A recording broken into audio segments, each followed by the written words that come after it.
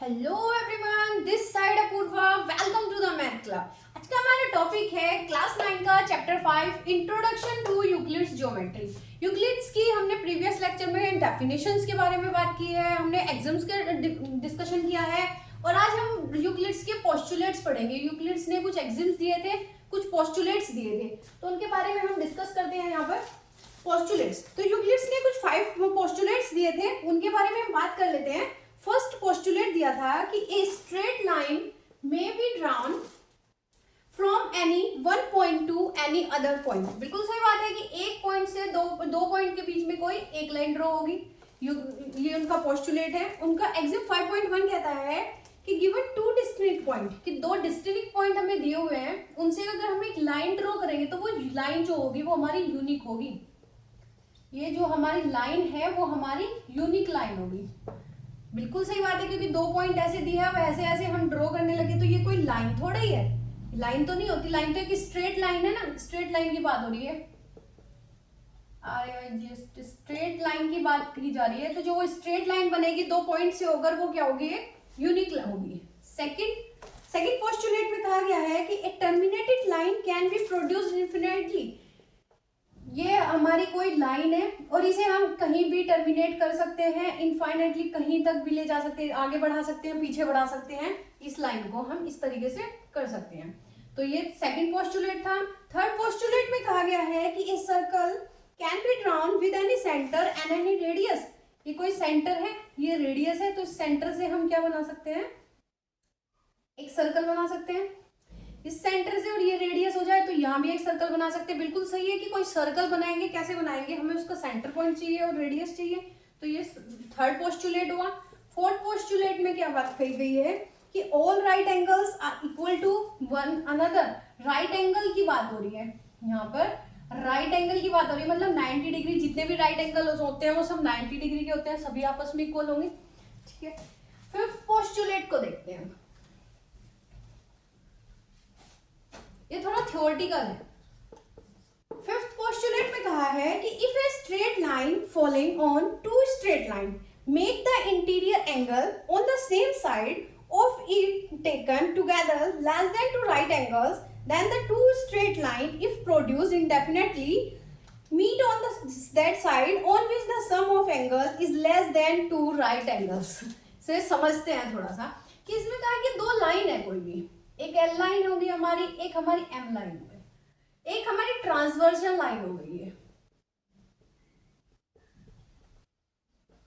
ये हमारी कोई ट्रांसवर्सल लाइन है, तो इसके जो इंटीरियर एंगल होंगे, एंगल 1, एंगल 2, एंगल 3 और एंगल 4, तो इंटीरियर लाइन होंगे जो वन साइड के एंगल होंगे, एंगल 1 प्लस एंगल 2 या फिर एंगल 3 प्लस एंगल 4।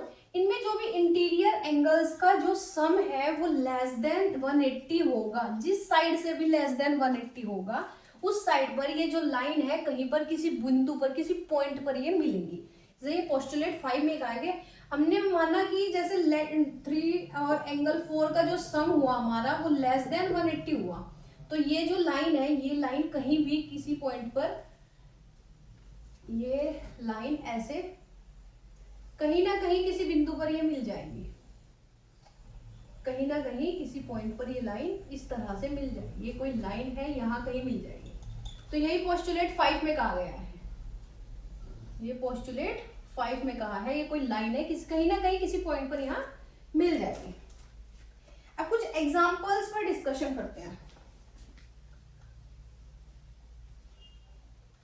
अच्छा, जो ये यूक्लिड्स ने दिए थे, यूक्लिड्स ने क्या दिए थे, कुछ एग्जाम्स दिए थे, कुछ पोस्टुलेट्स दिए थे। इन्हें प्रूफ करने की जरूरत नहीं है, इन्होंने यूनिवर्सल ट्रूथ दिए थे, हमारे यूनिवर्सल ट्रूथ दिए थे, तो इन्हें तो प्रूफ करने की जरूरत नहीं है। लेकिन जो थ्योरम होती है हमारी, थ्योरम्स को क्या होता है, प्रूफ करने की जरूरत होती है, थ्योरम को प्रूफ करने की जरूरत होती है। ठीक है, कुछ जैसे एग्जांपल है कि the sum of angles of a triangle is 180 degree. ये क्या है, हमारी एक थ्योरम है, तो इसे प्रूफ किया जाता है। ठीक है, the sum of angles of a triangle are 180 degree. तो ये थ्योरम होती है जो उन्हें प्रूफ करने की जरूरत होती है। अब हम एग्जांपल्स कर लेते हैं। एग्जांपल नंबर 1,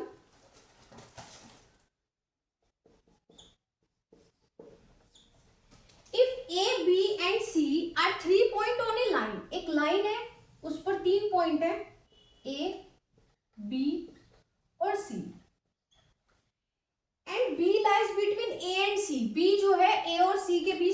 करता है, तो हमें प्रूफ करना है, क्या प्रूफ करना है कि जो A B plus B C है वो बराबर होगा ए सी के।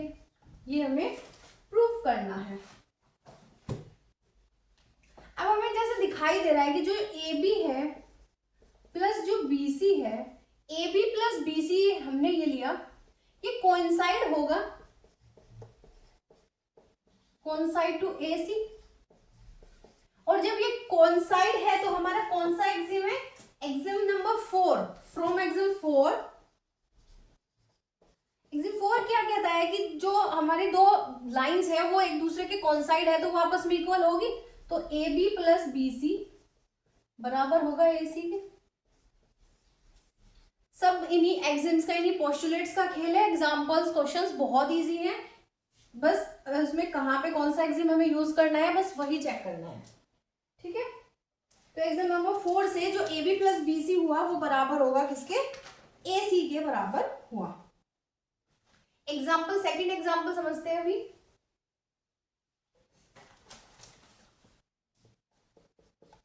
ये थोड़ा इंपॉर्टेंट है, इसे ध्यान से समझना। Prove that an equilateral triangle can be constructed on any given line segment। कोई एक लाइन सेगमेंट है हमारा, कोई एक लाइन सेगमेंट हमने ए बी ले लिया, ठीक है, ए बी लिया, कोई एक गिवन लाइन सेगमेंट ने कहा कि जो एक इस लाइन सेगमेंट से हमें एक इक्विलेटरल ट्राइंगल बनाना है। इक्विलेटरल ट्राइंगल में क्या होता है? इक्विलेटरल ट्राइंगल में तीनों साइड्स क्या होती है? बराबर होती है। मान लो 3 साइड है ए बी सी त्रिभुज की, तो उसमें क्या होगा? जो ए बी होगी वो बराबर होगी बी सी के और बराबर होगा ये सी ए की। हमें ये प्रूफ करना है, ठीक है। तो एक लाइन सेगमेंट हमें ए बी दिया हुआ। फर्स्ट ऑफ ऑल हम क्या करते हैं कि ए को हम सेंटर लेते हैं और ए बी रेडियस। ए हमने सेंटर लिया और ए बी क्या लिया हमने? Let A B centre and A B radius. इस सेंटर से ये रेडियस लिए तो हम यहां से एक सर्कल ड्रॉ कर लेंगे। एक सर्कल हमने ड्रॉ किया। सेकंड हम क्या करते हैं कि हम बी को सेंटर ले लेते हैं। Let B B centre. अब बी इसका सेंटर है और जो बी ए है वो हमारी क्या है? रेडियस है। अब यहां से हमने एक और सर्कल बनाया, इसको लेते,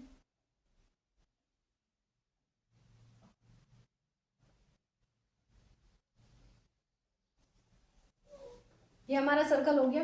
एक सर्कल हमने ए को सेंटर लेके खींचा, दूसरा सर्कल हमने बी को सेंटर बना के खींचा। जहां कहीं भी ये क्या कर रहे हैं, जहां पर ये दोनों सर्कल आपस में मिल रहे हैं वो ये पॉइंट हुआ, ये हमारा कोई सी पॉइंट हुआ। हमने ए को सी से मिला दिया, बी को सी से मिला दिया, इसकी कंस्ट्रक्शन की। अब हम देखते हैं कि जो ए बी है वो हमारी रेडियस थी, हम मान लो आर रेडियस है, ठीक है। अब हम चेक करते हैं कि जो ए और सी है वो भी तो सेंटर से ही जा रही है, तो ये भी तो क्या हुआ? ये भी तो रेडियस ही हुई, तो ये भी हमारी आर हुई। बी और सी को अगर देखेगा, बी सेंटर से, सेंटर है बी अगर, तो इस सर्कल का, कि सिर्फ ये वाला सर्कल देखना है हमें, इसमें देखते हैं कि जो बी और सी होगा वो भी हमारी क्या होगी? एक रेडियस होगी। तो यहाँ पे ये तीनों आपस में रेडियस है किसी सर्कल की। क्या है? रेडियस है। रेडियस है मतलब जो ए बी है वो बराबर है बी सी के और बी सी बराबर है किसके? सी ए के। तीनों साइड आपस में इक्वल है, इक्वल है तो ये क्या है? इक्विलेटरल ट्राइंगल हो गया।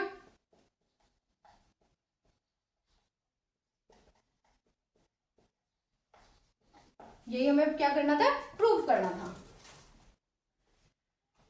नेक्स्ट,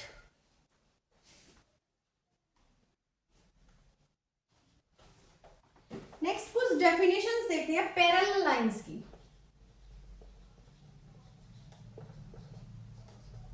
पैरेलल लाइंस कौन सी होती है? Lines which do not intersect, जो कहीं पर भी इंटरसेक्ट नहीं करती है, कहीं नहीं मिलती है, कोई एक पॉइंट कॉमन है बस।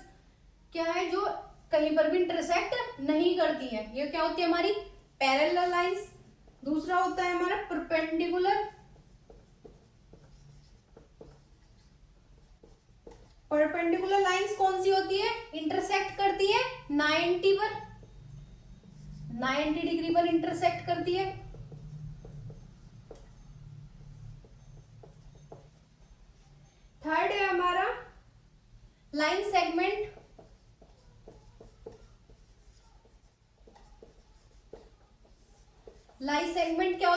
किसी भी दो पॉइंट से के बीच में जो लाइन होती है वो हमारी क्या है, लाइन सेगमेंट। इसमें तीन चीजें होती है, एक तो लाइन, एक होता है हमारा रे, और तीसरा होता है हमारा लाइन सेगमेंट। लाइन सेगमेंट तो हमारा ये हुआ किसी बिंदु से जा रहा है। जो लाइन होती है उसमें हमारा क्या होता है, इसमें लाइन हमारी ये इसे टर्मिनेट कर सकते हैं हम, बढ़ा भी सकते हैं, घटा के इधर भी चल सकते हैं, इधर भी चल सकते हैं। ये होता है हमारा, इसमें कोई एंड पॉइंट कोई स्टार्टिंग पॉइंट नहीं होता। रे की बात करें तो इसमें स्टार्टिंग पॉइंट होता है, बस एंड पॉइंट नहीं होता रे में। और जो लाइन सेगमेंट है इसमें हमारा स्टार्टिंग पॉइंट भी होगा और यहाँ पे एंड पॉइंट भी होगा। दोनों पॉइंट होते हैं लाइन सेगमेंट पे, स्टार्टिंग पॉइंट और एंड पॉइंट। रे में होता है हमारा स्टार्टिंग पॉइंट।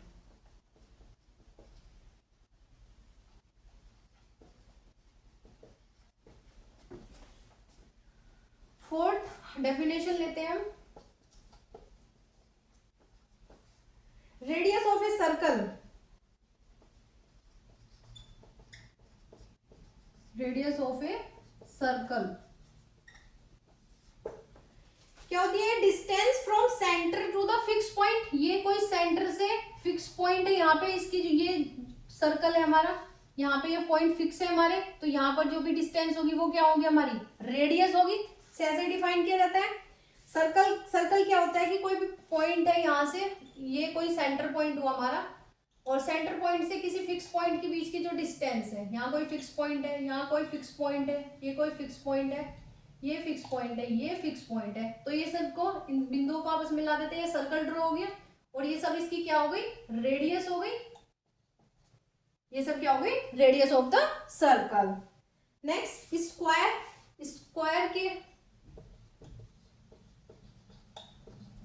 स्क्वायर क्या होता है, स्क्वायर जो एक क्वाड्रिलेटरल होता है जिसकी चारों साइड्स इक्वल होती है, इसकी चारों साइड्स इक्वल होती है और क्या होती है, 90 डिग्री पर होती है। क्लोज फिगर, और क्वाड्रिलेटर क्या होता है, क्लोज फिगर होती है जिसकी चार साइड्स होती है। ठीक है, ये क्लोज फिगर हुआ, क्वाड्रिलेटर हुआ, इसकी चारों साइड इक्वल हुई तो ये स्क्वायर हुआ, और 90 डिग्री पर ये सब क्या करते हैं, एक दूसरे को इंटरसेक्ट करते हैं। ये हुआ हमारा स्क्वायर। तो ये कुछ डेफिनेशंस थी हमारी बेसिक सी। अभी हम एक क्वेश्चन कर लेते हैं एक्सरसाइज का।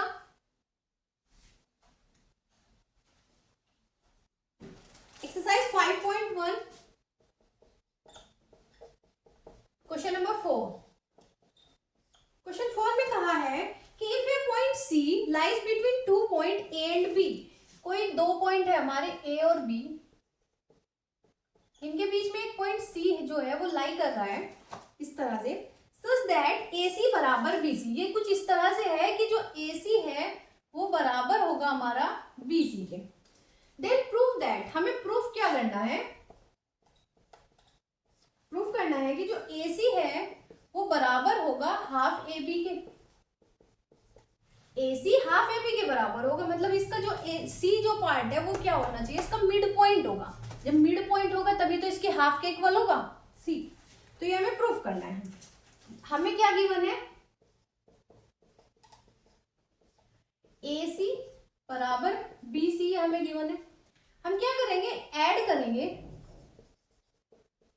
Adding AC both sides. ये हमारा कौन सा एक्सिम है कि जिसमें हम दोनों को एक दूसरे ऐड करते हैं। ये हम सेम ऐड कर रहे हैं ना, सेम ऐड कर रहे हैं। ये second axiom, from axiom second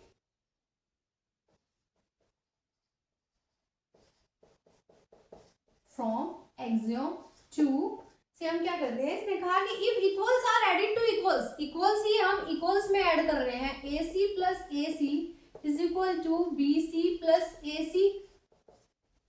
हम इक्वल्स टू इक्वल ऐड कर रहे हैं तो सेकंड एक्सिम से जो वॉल होगा वो इक्वल होगा। AC प्लस AC किसके इक्वल होगा, 2AC हो गया। यहाँ पे जो BC है ये और प्लस AC और ये टोटल हम ऐड करेंगे तो ये कितना हो गया हमारा, AB हो गया। ये 2 इधर गया तो जो AC है वो बराबर हुआ हमारा हाफ AB के हो गया। यही हमें क्या करना था, प्रूफ करना था, यही हमें प्रूफ करना था।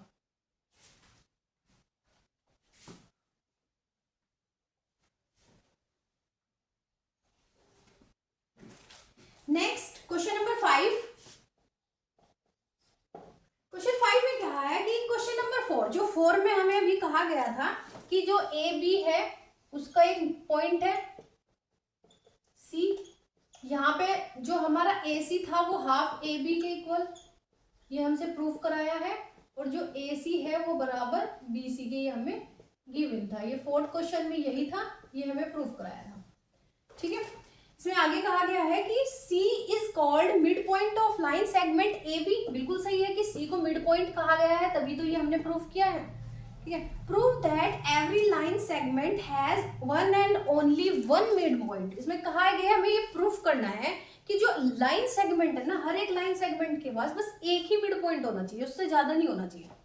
अब हम क्या करते हैं, इसका अपोजिट ले लेते हैं। अपोजिट से मतलब इन्होंने कहा कि एक मिड पॉइंट होना चाहिए, हम मान लेते हैं कि हमने दो मिड पॉइंट होते हैं। ठीक है, जब दो मिड पॉइंट होते हैं कि हमने मान लिया let D be the mid point, इसमें तो सी दिया हुआ है, हमने डी बी मान लिया, D be the mid point of A B, A B का मिड पॉइंट है। ठीक है, तो यहाँ पे ए बी ये हमारा लाइन सेगमेंट है और इसका जो मिड पॉइंट है वो हमारा डी हुआ, हमने इस तरह से मान लिया डी बी है ये एक, जब डी इसका मिड पॉइंट है तो इक्वेशन बन जाएगी A D is equal to half A B. भाई मिड पॉइंट है तो इस तरह से इक्वेशन होगी, और ये हम फर्स्ट मान लेते हैं, ये हम सेकंड मान लेते हैं। मिड पॉइंट है तो हाफ ए बी के इक्वल होगा। इन दोनों इक्वेशन को कंपैरिजन करते हैं, ये तो आपस में इक्वल है, तो from equation 1 and 2 AC is equal होगा AD के, AC इक्वल होगा AD के, इक्वेशन नंबर 1 एंड इक्वेशन 2 से। अब जब देखा जाए कि जो सेम पॉइंट है, मतलब कॉमन सी बात है कि जो AC है वो AD आपस में इक्वल आ रहा है, लेकिन इनमें जो पॉइंट कॉमन है वो कौन सा है, ये, तो इससे ये इंप्लाइज करता है कि जो C है वो D के इक्वल होगा। अब जो C और D दोनों इक्वल आ रहे हैं तो ये तो क्या हो गया, कॉन्ट्रडिक्शन प्रूफ कर दिया हमने। भाई हम दो मिड पॉइंट मान के चले थे, एक तो इन्होंने C दिया हुआ है, दूसरा हमने D मान लिया, लेकिन बाद में लास्ट में आके हमने देखा कि C और D आपस में इक्वल हो गए, तो ये तो एक ही मिड पॉइंट हुआ, तो ये तो हेंस कॉन्ट्रडिक्शन, ये तो कॉन्ट्रडिक्शन हो गया। जब ये कॉन्ट्रडिक्शन हो गया तो हमने कह दिया कि हाँ भाई ये लाइन सेगमेंट है और इसका एक ही मिड पॉइंट होगा, कि ए बी एक लाइन सेगमेंट है तो उसका एक मिड पॉइंट होगा, या तो सी होगा या डी होगा, एक ही बात है, मतलब सी और डी तो एक ही बात होगी ना, तो कॉन्ट्रडिक्शन हमने इसमें प्रूफ कर दिया है।